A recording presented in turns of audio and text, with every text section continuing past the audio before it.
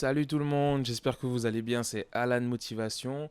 On se retrouve aujourd'hui pour un nouveau podcast et effectivement on démarre une nouvelle année ensemble les amis. Je vais pas vous dire bonne année parce que c'est pas trop mon style et je vais vous expliquer pourquoi, mais je vais plutôt vous dire bon courage, d'accord? Bon courage et bonne action 2020. C'est plus important parce que on dit bonne année un peu de manière automatique. Peut-être que parfois on le pense même pas. Et ce qu'il faut souhaiter aux gens, je pense surtout, c'est du courage, parce que ça demande du courage de mettre des actions en place. Ça demande du courage de faire des changements dans sa vie.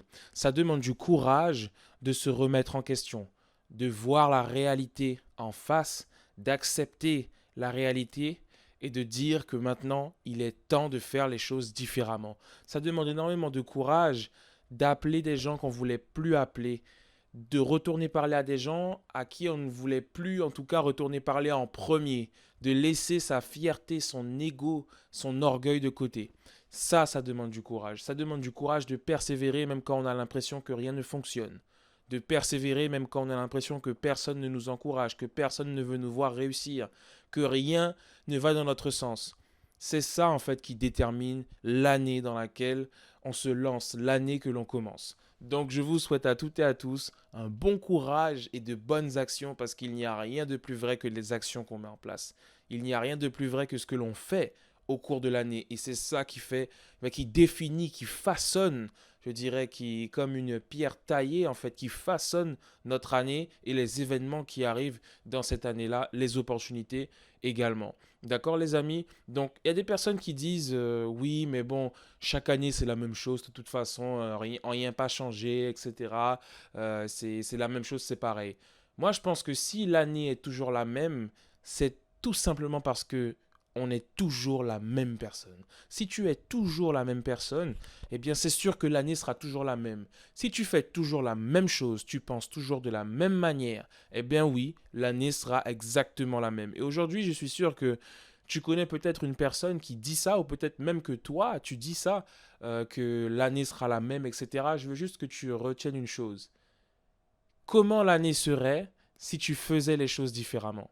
Et aujourd'hui, je t'invite à te demander, qu'est-ce que tu pourrais faire différemment cette année pour pouvoir faire en sorte que l'année soit différente? Puisqu'a priori, l'année, en fait, elle est différente uniquement à partir du moment où tu fais des choses différentes, où tu penses différemment, où toi-même tu es différent.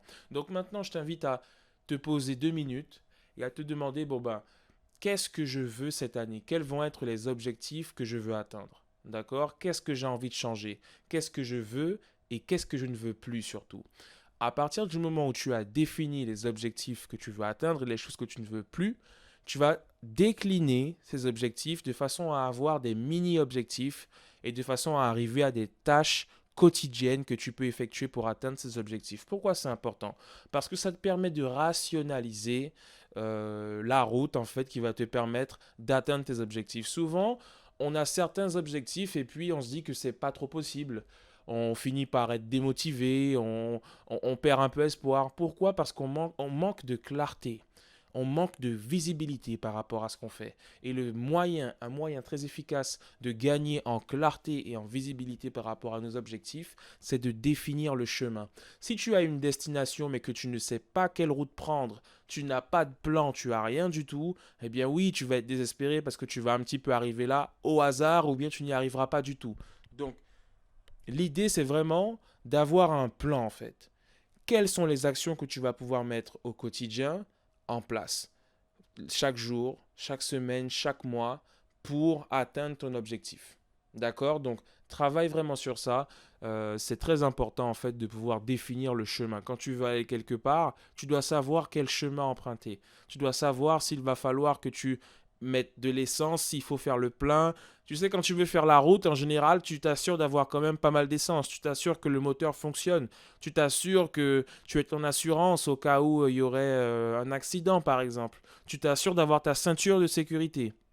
Tu t'assures d'être en forme, d'avoir bien dormi pour ne pas être fatigué pour prendre la route. Tu vois, en fait, ce sont tous ces paramètres-là qu'on va prendre de manière, je dirais, intuitive dans certains contextes et dans d'autres, on le fera juste pas. Donc voilà, de la même façon que pour prendre la route, eh bien, pour arriver à ta destination, allez, je prends comme exemple Saint-Laurent, en Guyane.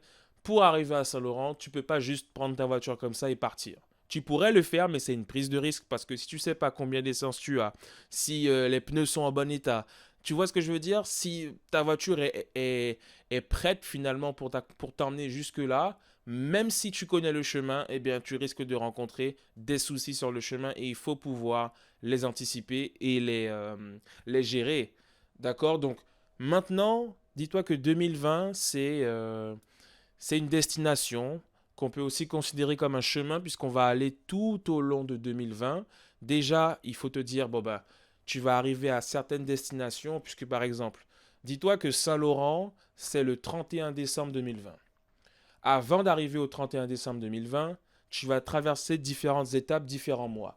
Et à chaque étape, tu vas arriver à une commune différente. Tu vas arriver, je ne sais pas moi, allez, bon, il y a Mana, etc., Irakubo, il y a plusieurs communes, tu vas voir différentes choses. Les chemins seront peut-être un peu plus dangereux à certains moments, tu devras peut-être ralentir, parfois tu devras accélérer, peu importe.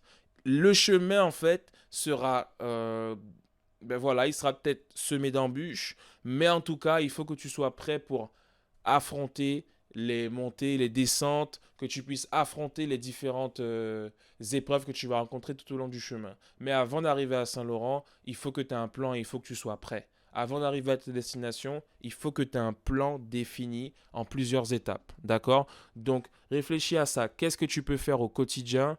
Qu'est-ce que tu peux faire sur la semaine, sur le mois et finalement sur plusieurs mois jusqu'à faire ça sur l'année pour arriver à tes objectifs? Réfléchis réellement à ça, l'organisation et la planification sont très importantes puisque si on planifie rien, on ne sait pas vraiment où on va en fait. Et ça peut être frustrant, ça peut créer du stress et finalement de l'abandon. D'accord? Donc c'était à la motivation sur ce petit podcast pour te dire que l'année, elle change à partir du moment où tu changes. Si tu ne changes rien, ne t'attends pas à ce que quelque chose change dans ta vie. C'est se leurrer complètement, puisque si tu n'apportes pas de changement, le changement ne viendra pas nécessairement à toi. Et même s'il vient à toi, si tu ne l'acceptes pas, il ne restera pas. D'accord? Donc réfléchis à tout ça et mets ces petites pratiques en place et planifie bien comme il faut ton année, fais le point et mets les choses au clair pour avoir une bonne visibilité et de la clarté.